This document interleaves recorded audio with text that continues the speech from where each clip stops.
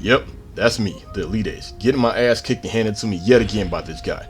What's going on, everybody? We're live action. You already know what it is. Now, apparently there are a lot of videos going around on YouTube literally stating that he is the hardest boss on Neo. Like, literally titled the hardest boss on Neo or the hardest boss ever. But technically they should say the hardest boss out of the alpha, the beta, and the trial. But in this video, I'm going to show you how I came up with my own personal effective strategy to defeat this guy. This is Tachibana Muneshige. I'm pretty sure I pronounced that wrong, but bear with me.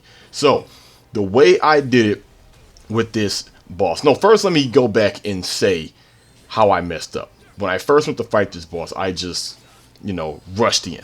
Because I have to think, is this boss really hard? Or am I making this hard? Because I was just rushing in, try to do combos, and evade when I can.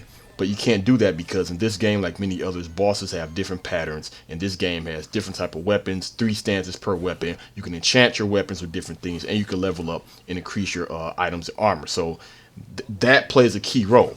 So my tactic with this guy, I will wait for him to attack, back up. While I'm backing up, then I will go in for the strike.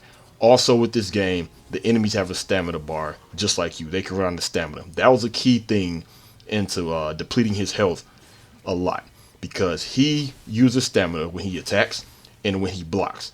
So when you break the block, that really decreases his bar. So all the time while he's swinging and missing, I go in and attack. And when I hit him, that also drains his stamina a little bit.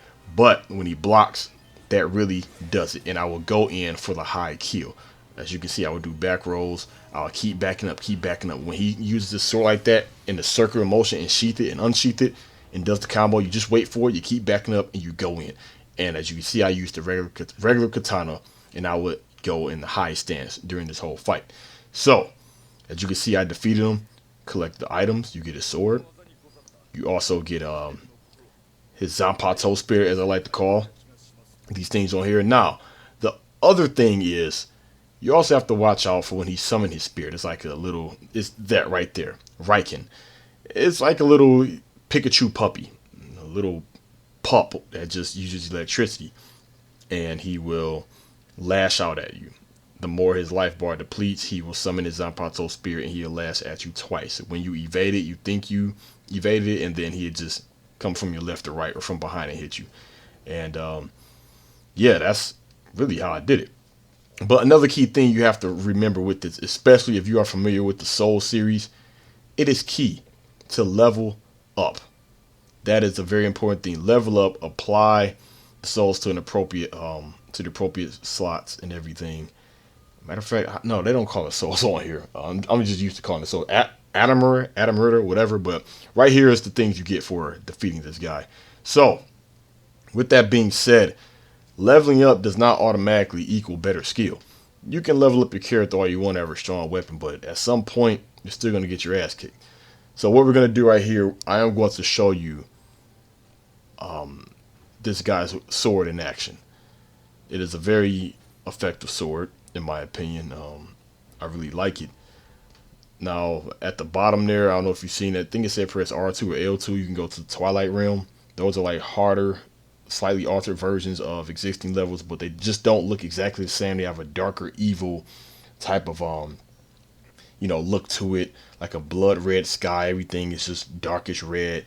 Stronger, different enemies. They recommended you be level 25. I went in at that level around that time, and I made it to the boss, but I never got a chance to beat it. This game, like the Souls games, it's more tolerable when you play with other people. Well, let me rephrase that. Other people who know what they're doing and have effective combat. So right here, we're going to go to the shrine. Then we're going to equip the sword. And there he is, Riken, the spirit I obtained. Man, can you imagine if that's how it worked in Bleach? If every Soul Reaper you kill, you get to obtain his Zanpato spirit, and you just get to use it as you wish. That will be a very dangerous Soul Reaper next to, I forget his name. He's my favorite filler villain. Koga, yeah. Because he can remove your spirit, and you can't even go Shikai or Bunkai. Anyway, there's the sword right there. Now, excuse me. Now, if you don't like the look of it, that's fine, because this game has a feature that's in Diablo 3.